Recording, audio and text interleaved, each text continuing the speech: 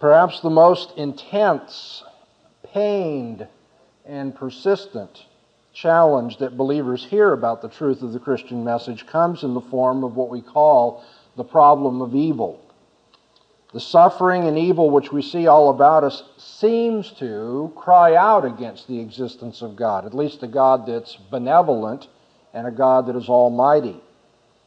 This is thought by many to be the most difficult of all the problems which we face as Christians, not only because of the apparent logical difficulty within the Christian outlook, but also because of the great personal perplexity which any sensitive human being feels when confronted with the terrible misery and the wickedness that's found all around us in the world.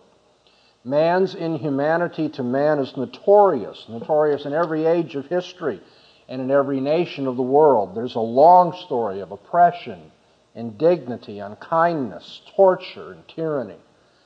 We find war and murder, greed and lust, dishonesty, lies, fear, hatred, infidelity, cruelty, poverty, racial hostility.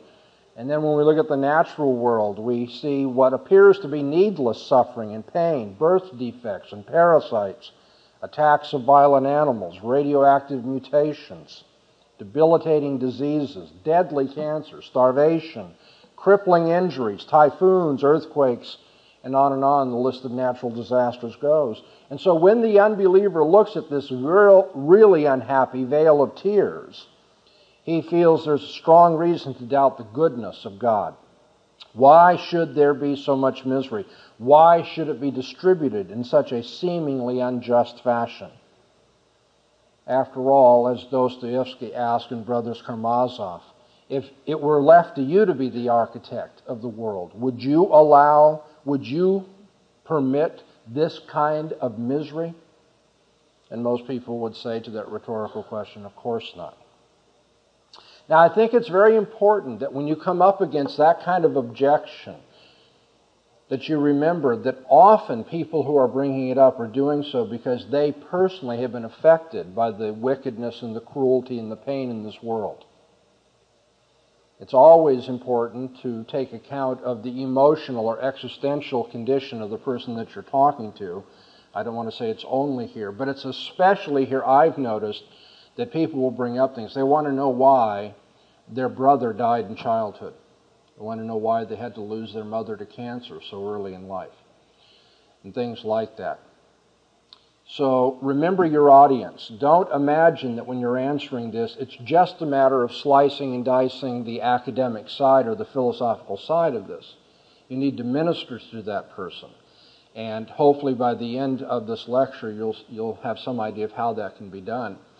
Recently, when I was in Moscow, I gave a lecture at the Russian Orthodox University on Dostoevsky's Problem of Evil, where I used one portion of Dostoevsky's writings to show the presentation of the problem, but also how the author himself in his own life resolved it. And in talking about that, when I finished the lecture, I asked the students if they had questions, and I was kind of expecting, because here's this foreigner in an academic setting and so forth and so on, kind of expecting that the philosophical angle on this was going to be what people want to take on. But there was a young Russian girl who began the questioning with tears in her eyes.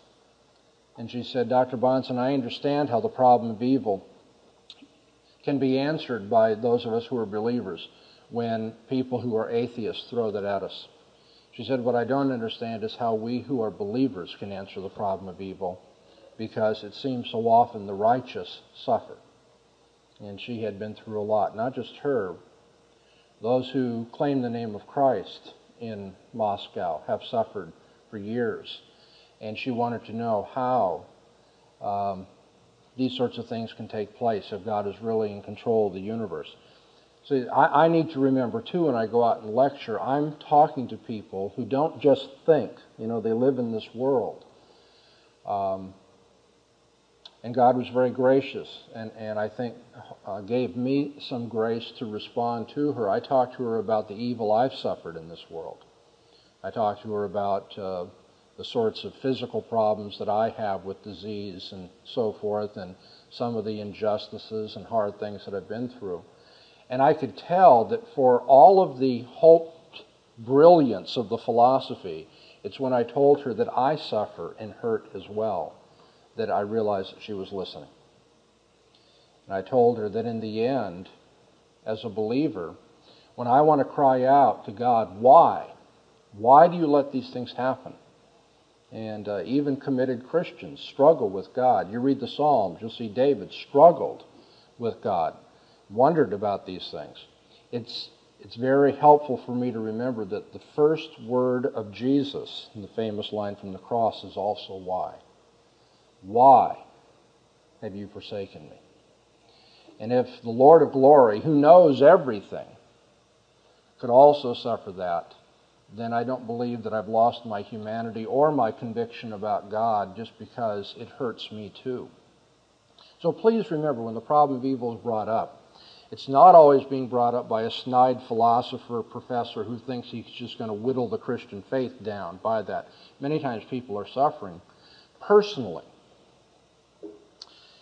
Secondly, it's important for you to recognize and indeed to insist upon the reality and the serious nature of evil.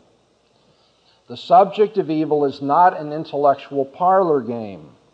It's not something to be dealt with in a cavalier manner, something whimsical, some relativistic choice, or simply one personal way of looking at things in the world. Evil is real and evil is ugly. A couple of days ago, you heard one of the speakers refer to this Jewish intellectual, Dennis Prager. Out in Southern California, Dennis Prager used to have, I'm told, the most popular religious radio program in Southern California on Sunday evenings. And his format was to have a Jew and a Roman Catholic priest and a Protestant minister, Jewish rabbi, all appear, and he would throw some religious question out, and they would kind of kick it around for about a half hour. Then for an hour and a half, there'd be call-in from people outside. And a couple of evenings, I was the Protestant representative on the show. One night, I had occasion to speak of, I don't remember how it came out, but I remember using this expression about adoring God. And somebody called in and was irate with me for talking about adoring God, and I asked why. And he said, if I understand right, he had been on some jury during that last week in a particularly terrible case of child molestation. Had to look at pictures of this child that had been abused and so forth. And he said, how can you speak of adoring a God that would allow that kind of thing to happen? Well, I could see the other people in the room backing away from their microphones like, that one's all yours, Dr. Bahnsen. Okay. But you see, I wanted him to be indignant. I appreciated his indignation. I didn't want him to be cavalier about that. I said, that really makes you angry, doesn't it? He said, it really does. I said, it does me too. And you'll see by the end of the lecture why it's important that when people bring up the problem of evil, they bring it up as evil, not just as unhappiness, not just as different strokes for different folks, but as something that they want to condemn. Now let's see why you have to take it seriously, or why, in terms of defending the faith, it's important you take it seriously. The problem of evil is, first of all, a logical problem. Let me try to explain. You'll be told that Christians hold to a series of premises and that you cannot hold all of those premises consistently. And I'm going to simplify this. We believe that God is all good. Secondly, we believe that God is all-powerful. Thirdly, we believe that evil exists. But, as the argument goes, if God is all good, He wouldn't want that evil. Secondly, if He's all-powerful, He could eliminate that evil. Therefore, if evil exists, God is either not all good or not all-powerful. And that's the logical problem of evil. Allegedly, there's an incoherence in the Christian worldview because we have premises which will not logically hang together. But I'm going to ask this question. If you remember, I put up on the board again the 4 things you keep looking at. When somebody gives an argument against Christianity, you want to know if that argument will fly. Ask, is this an arbitrary consideration? Are there inconsistencies in this presentation? What are the consequences of it? And what are the preconditions of it? For whom is evil logically a problem? Is evil logically a problem for the Christian, or is evil logically a problem for the non-Christian? It should be obvious upon reflection that the unbeliever cannot urge the problem of evil against you or against me unless the unbeliever has the right to assert there is evil. If there's nothing that counts as evil, then there's no problem of evil that has to be accounted for. And so it's crucial to the unbeliever's case against Christianity to be able to assert that there's evil in the world, to evaluate some specific instance as an instance of evil. So what does the unbeliever mean by good and evil? By what standard does the unbeliever determine what counts as good or what counts as evil? What are the presuppositions in terms of which the unbeliever makes any moral judgment about goodness or evil whatsoever? Let's look at some possibilities, go through them real quickly. We could do a full course in meta-ethics, but I'm going to reduce this down to about 5 or 6 minutes consideration. Perhaps the unbeliever takes the word good and evil to pertain to what evokes public approval or disapproval. But if evil or good pertains to the evoking of approval or disapproval, then on that basis, the following statement would always be senseless. We sometimes say the vast majority of the community heartily approved of and willingly joined in that evil deed. But you see, if evil is what evokes the community's disapproval, then it could never be true that the majority of people engaged in an evil deed. The unbeliever, you see, is using a concept of evil that actually precludes a very common line of discussion or comment in the English language. The fact that a large number of people feel a certain way shouldn't rationally convince anybody that that feeling is correct. Ethics doesn't reduce to statistics. Ordinarily, people think of the goodness of something as evoking their approval rather than their approval constituting its goodness. See, even unbelievers talk and act as though there are personal traits, actions, or things which possess the property of goodness or the property of evil, irrespective of the attitudes or beliefs or feelings that people have about those traits, actions, or things. Now, if there's problems in saying that good and evil are defined by what evokes the approval of most people or the disapproval of most people, then the problem is even worse if you think that good is defined by what evokes the approval of the individual rather than the public at large. If by the use of the word good somebody means I approve, then it turns out that we could never, ever agree with each other in ethical judgments. Now, I realize I'm going through this philosophy quickly, but I want you to see how easy it is to refute these points of view. Boom, boom, boom, boom, boom. If good means Greg approves of it, so when I say, you know, helping that old lady, that was good. And somebody says, okay, good means evokes the approval of the speaker. Then it turns out you and I can never agree on an ethical judgment. You know why? Because when I say helping the old lady is good, what I mean is I approve of it. When I say that you think helping the old lady is good, that means that you approve of it. But that you approve of it and that I approve of it is not the same judgment. One is a judgment about me, one's a judgment about you. And therefore, there is no public or objective nature to good.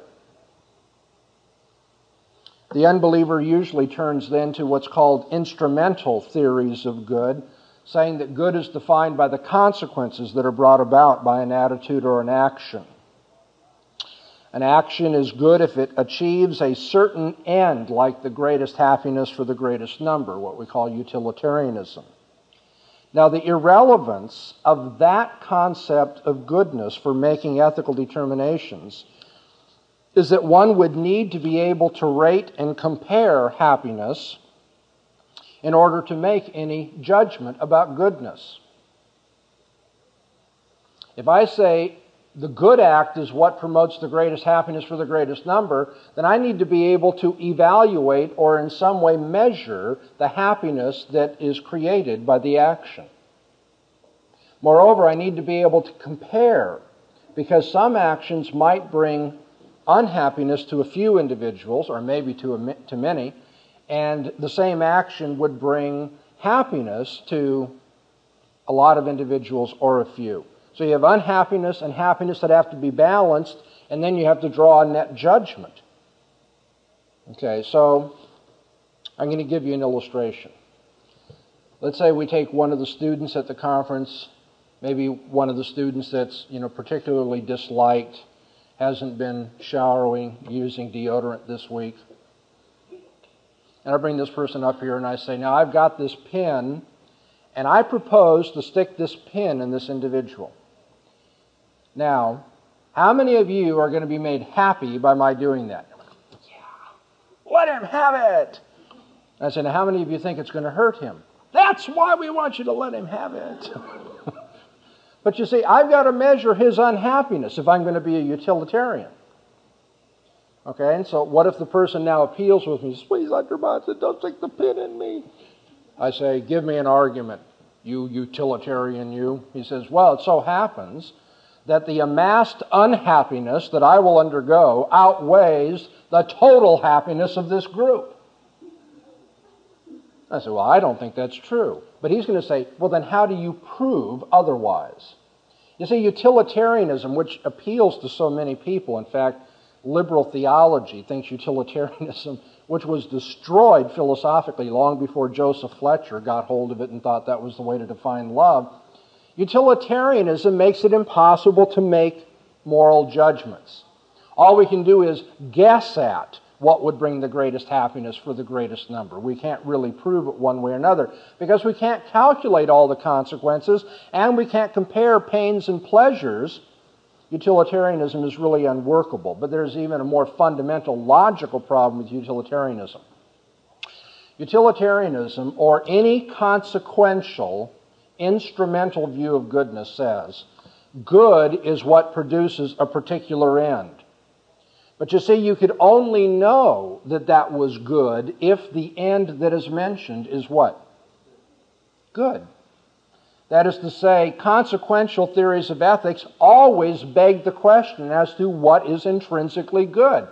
As to say, well, the good is whatever achieves this goal. Libertarians will say, it's good if it maximizes freedom for people.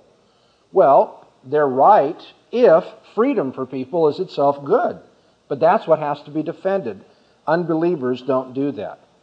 So I've tried to run through quickly some views of goodness that have been propagated in the 20th century, evokes approval, public, individual, or is instrumental. And it turns out none of them are workable theories of meta-ethics, that is, the philosophy of ethics. What is the nature of good and evil? Why am I bothering to bore you with these illustrations? Because if the unbeliever says, you have an inconsistency in your system, you say God is all good, you say God is all powerful, and then there's this evil, you have the right to say, can you prove that that's evil? And it turns out they can't prove that what they're talking about is evil. Be careful right here. And this is, I've noticed, I've taught Christians to do apologetics for a number of years, trust me. Many people get bamboozled at just this point. Because if I'm dealing with an unbeliever, let's talk about the guy who called in on that radio program. He's talking about a terrible case of child molestation. And I say, you need to show on your premises why that is evil. He comes back and he says to me, oh, you don't think that's evil? And the temptation is for you to think, oh yeah, I don't want to say that that's not evil. That is evil. So, the point is, you can say that it's evil because your worldview accounts for that judgment. Because there is a living and true creator of heaven and earth who sovereignly controls all things and whose character is holy and unchanging and has revealed himself and so forth and so on, it makes perfectly good sense for a Christian to say child molestation is wicked. It's abominable in the eyes of God. I would argue that it should be punished with death. It's so terrible. But I can make sense of that. What you want to know is how can the unbeliever make sense of that? See what I'm getting at? You want to say, well, on what basis do you call that wicked? Now, if the unbeliever gives us his philosophy of ethics or his basis, something that allows for arbitrariness, relativism, then, of course, he's lost the argument. Okay. Now, do we understand this, class? I'm looking. Okay, good. So the person who calls in tells me that good is what gives displeasure or unhappiness. I suggest to the caller that if the Christian God doesn't exist, and good is just what gives pleasure or happiness, and this is a very unhappy thing, he's forgotten that it gave a great deal of happiness, allegedly, to the molester. And so the irony is, and the caller had to stop and think for a while. I think he saw it, but you could tell, it's like, I said, the irony is, your being angry at God for this case of molestation actually condones this case of molestation. Because what you're left with if you reject God is everybody does what's right in his own eyes. And if you have that philosophy, let me just remind you, people who say everyone has the right to do what they want to do don't ever really mean that. They just mean as long as everybody lives within the general parameters of what I want them to do, everybody has the right to do what they want to do. And so you have to give the counterexample and make them bite the bullet. You say, well, how about the molester? Does he have the right to do what he wants to do? Because if he does, you shouldn't have been trying him and condemning him. You should have just said, well, hey, it's different strokes for different folks. Some people molest children to get their thrills. Okay, now the unbeliever's really unhappy. He says, I don't believe that. And I say, I'm glad you don't believe that, neither do I. But I'd like you to give me an account of your moral condemnation. So earlier when I said you want the unbeliever to take evil seriously, that's because you don't want them to kind of weasel out later with, evil is just what makes people unhappy. Evil is just a relative judgment dependent upon your desires or your ultimate goals. When a person condemns child molestation, or you can pick whatever example you want, they are assuming moral absolutes. But moral absolutes cannot be made sense of, are not intelligible except in the Christian worldview. So up on the board here, when we look at the four things we're considering, remember the preconditions of intelligibility. The problem of evil is not even intelligible. You can't even make sense of the problem of evil unless you begin with the Christian conception of the world.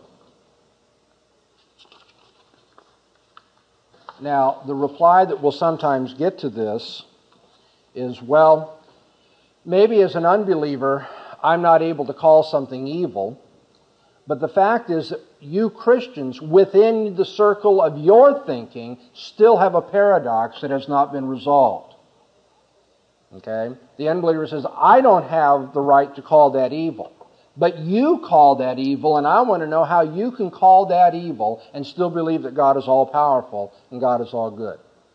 And kind of, brighten your eyes here, nod your heads. You understand how this is a slightly different approach to the problem? Now we need to answer, how can we believe that there's no inconsistency there? And this is where presuppositional thinking, I think, is so powerful. Remember that we always evaluate our experiences or the particulars that we encounter in light of our ultimate assumptions, our presuppositions. Okay? So what are my ultimate presuppositions? If I'm a Christian, I presuppose God's revelation of Himself, what He says about Himself in the Scriptures. And we learn in the Scriptures that God is all good, God is all powerful. We also learn in the Scriptures that evil exists, but for the time being, I'll just say that's something we observe in the world.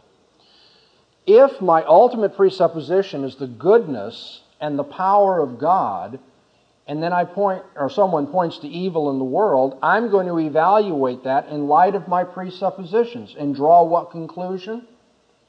I'm going to draw the conclusion there's a morally sufficient reason for that evil that we find in the world. Okay? If that is my worldview, it is perfectly logical for me to draw the conclusion, not that God doesn't exist, but that God must have a good reason for what He's done. This is a lot more profound logically than you might realize.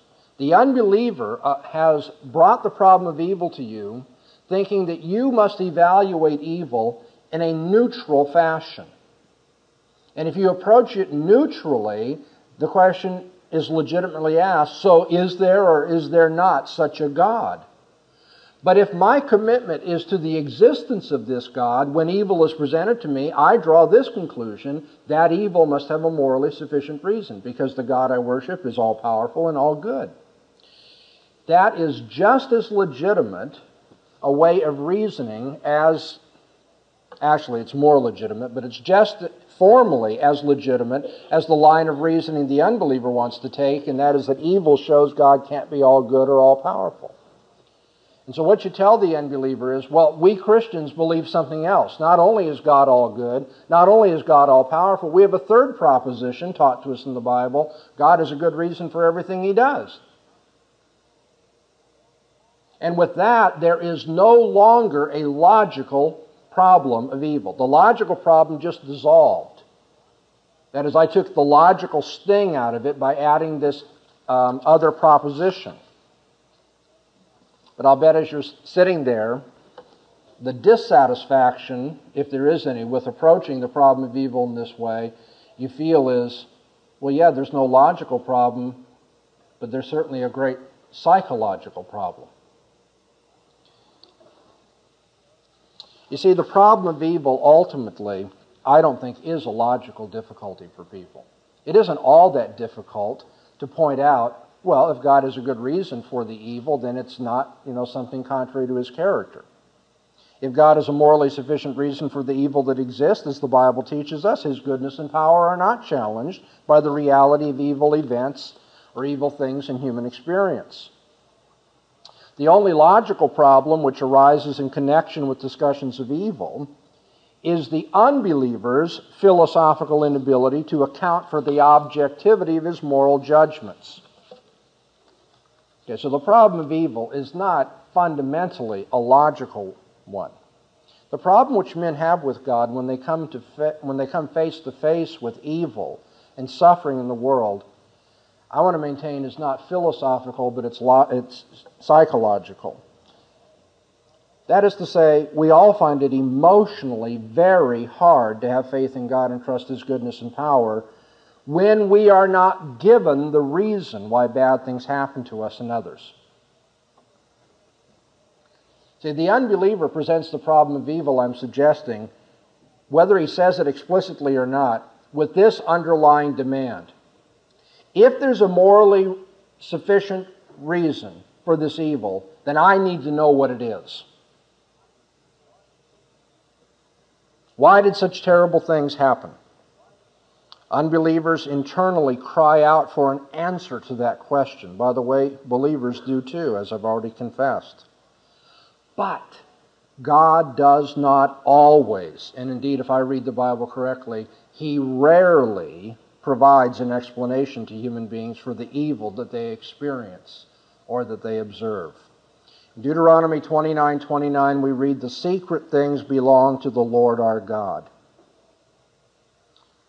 As an aside, I might add, even if God told us why evil things took place, we might not understand it. There's kind of an arrogance in Dr. Bahnsen or you or the unbeliever when we say, God, give me a reason for why I'm suffering. Because if God were to state to us the reason, we might be totally baffled. And that's because, as Isaiah tells us, God's thoughts are higher than our thoughts. God may be doing things with the evil you're undergoing or that your loved ones undergo doing things which are so complex and so, in a sense, mysterious, that even if he told you, you might not understand it. But anyway, God doesn't usually tell us why we suffer evil. Nevertheless, the fact remains that though he hasn't given us the reason for our misery and suffering or the injustice of this world, they are part of his plan for history and for our individual lives. And as God says, for those who love him, everything will work together for good, and those who don't love him are going to be ultimately cursed, eternally cursed. So the Bible, you see, calls on us to trust that God has a morally sufficient reason for the evil that is found in this world. But the Bible does not give us the reason or reasons that are morally sufficient for the evil, leaving it up to us then to finally judge whether God has been good or not. But the unbeliever will find that intolerable. Intolerable for his pride, for his feelings, maybe for his rationality, because he refuses to trust God. He won't believe in a God that doesn't tell him why evil things take place. The unbeliever says, unless I'm given the reason that I can examine and assess, I won't believe in him. And so let's put it briefly. Look at the whole story, reduce it now. The bottom line is the unbeliever won't trust God unless God subordinates himself to the intellectual authority and the moral evaluation of the unbeliever. That's what it comes down to. The unbeliever says, let God be on trial, and when I'm satisfied that he has a good enough reason for the evil, then I'll trust in him. Unless God consents to trade places with the sinner won't trust him. Now what do you think? Is God willing to enter into that kind of negotiation? God says, well, since you're the guilty party, I'll have you judge me. No. The problem of evil comes down to the question of whether a person should have faith in God and his word rather than place faith in one's own thinking and evaluations and values. It finally is a question of ultimate authority within a person's life. Now listen, if at the beginning of this lecture, when I introduced the problem of evil, I would have said, that really comes down to just the question of what's your ultimate authority. You all would have said, boy, that sounds a little too quick. But I hope upon analysis, you see, there's no escape from that. In the end, it's a matter of whether the unbeliever will judge God or whether God will judge the unbeliever. Now, what happens if we say, unbelievers, you all have the right to judge the Almighty? Do unbelievers all agree with one another about what's good and what's evil? Nope. The minute you take it out of the absolute authority of God, in a sense, you've made it impossible for any moral judgment to be made. The only logical approach, and the only one that maintains logical consistency, is to say only God has the right to declare what is good and evil. But from the psychological standpoint, it finally becomes a matter of ultimate commitment and trust. The way in which unbelievers struggle with the problem of evil is only a continuing testimony to the way in which evil entered history in the first place. The Bible tells us that sin and all of its accompanying miseries entered this world through the first transgression of Adam and Eve. And the question with which Adam and Eve were confronted way back then is precisely the question that unbelievers are facing today. Should we have faith in God's word simply because he says so? He says, I've got a morally sufficient reason for what I'm doing. Trust me. Follow this. Or should we evaluate God and his word on the basis of our own ultimate intellectual authority and moral authority? God told Adam and Eve, don't eat of a certain tree, testing them to see if they would define good and evil for themselves. God said, trust me, I'm telling you it's evil. Don't do it. Satan comes along and he challenges the goodness of God. He says, God's got base motives for this, Eve. And so you're going to have to decide, will you really die if you eat of this tree? Can you trust God to do what is right for you, Eve? And the entire course of human history rested on how she would approach that problem. Hypothetically, Eve could have said, I'm not going to listen to you, Satan. Get behind me. You're challenging the word of the only ultimate authority in this world. You have no right to call into question the motives of God or his goodness. But you know that isn't what she did. And instead she said, well, Satan's got a hypothesis, God has a hypothesis, and I'll have to be the final judge. And that's where evil came from on the Christian story. And since they would not presuppose the goodness of God, Adam and Eve have visited upon the human race, whom they, particularly Adam, represented, all the torments that are too many and too painful for us to inventory. When unbelievers refuse to accept the goodness of God on the basis of his own self-revelation, they are simply perpetuating the source of all of our human woes. That is to say, rather than solving the problem of evil, the unbeliever is just part of the problem of evil. And so let's get two things from this lecture. First of all, the problem of evil does not present anything like an intellectual basis for a lack of faith in God. There is no intellectual or, if you will, logical problem in what's called the problem of evil. Rather, what's called the problem of evil is simply a personal expression of a lack of faith. That's true for the unbeliever. When the unbeliever says, I'm not going to trust God, you give me a reason or else. But of course, when it's a psychological problem for Dr. Bahnsen or for you or any other believer, it's also a lack of faith, isn't it? You know, and God constantly humbles me and brings me back around that circle again. And he says, will you trust me for the sake of my promises and my word, or do I have to prove everything to you? Or to put it very simply, Greg, will you be God or will I be God? The problem of evil, when it's urged against Christianity, is not a logical problem, it's a psychological problem. It is not a ground for a lack of faith, it is simply an expression of a lack of faith. So the question on the card was, seeing that God is all-powerful and all-knowing, why does evil exist?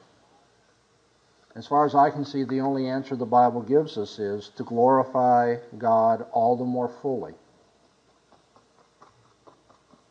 Somebody says, well, how's that going to work? We're going to have to wait to find out. But if you don't wish to glorify him and trust him, you'll find out you won't be able to call anything evil at all. So, from the preconditions of intelligibility, we have now refuted the problem of evil. Another card picks up a little bit on what's sometimes called the problem of evil. It says, how can a loving, sovereign, predestinating God endlessly punish an unbeliever in hell? And many non-Christians use it. They'll say, well, the doctrine of hell is unjust. Well, now, if you saw how I dealt with the problem of evil, you can, by analogy, deal with this too. To say that God is unjust to send somebody to hell forever presupposes some standard of what? Justice. But how can the unbeliever have any standard of justice at all? You see, I told you about the problem of evil. If we believe God is all good and all powerful, and then somebody says evil exists, then we draw the conclusion, well, there must be a morally good reason for it. Likewise, if God is just and he will send sinners to hell forever, then we draw the conclusion sin must be really bad. The real problem over the doctrine of hell is not what all of these compromising evangelicals want to make it in our day, and it's not the problem that unbelievers claim that it is. The problem of hell is that we don't take sin seriously enough. Because if I believe that God is good and just, and that committing adultery or telling a lie or gossip or whatever is sufficient to send me to hell forever, then that should tell me something about the depth of the wickedness of sin. Because of the infinite holiness of God, sin calls for infinite punishment. How can God endorse genocide in the Old Testament, killing not only men and women who admittedly were in utter rebellion, but also all the children of the sinful nation? This question once again says, how can God be deemed just if he did something like that? What's presupposed by the question? An absolute standard of justice by which God will now stand in judgment. That is, he will be judged by that absolute standard. Well, then how could there be an absolute standard if God himself is not the one who stands behind it? All of these versions of the problem of evil have the same resolution. Ask about the preconditions of intelligibility. By the way, the question here says, admittedly, they were in utter rebellion. Well, if they were in utter rebellion, then God was just for condemning them. Well, then what about their children as well? Well, that brings up another question. Are children guilty before God?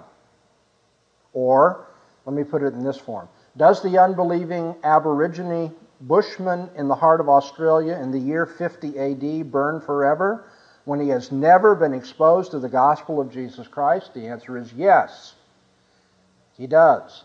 I don't say that with relish or with glee, but you must take very seriously that the person who has not been exposed to the gospel, even as the child in the previous question, are deemed guilty before God. If you have doubt about that, take the book of Romans, read chapter 1 thoroughly. Paul tells us that the wrath of God is revealed from heaven against all ungodliness and unrighteousness of men who suppress the truth in unrighteousness. Paul describes the entire human race as guilty of breaking the laws of God, and that all men know the laws of God through the testimony of conscience and also from the created order round about, and that because all men know these laws, they are guilty for violating them. Please understand, time is short, God is not going to send anybody to hell for not hearing the gospel. When the question is presented this way, the suggestion is, well, if they didn't have a chance, God's being arbitrary. But they are not going to be judged for not hearing the gospel or believing it. They're going to be sent to hell for violating the law of God, which they know in the natural order and in their heart of hearts. Romans 1 teaches us that the unbeliever, exposed to the gospel or not, is guilty for violating what he knows about the holiness and righteousness of God.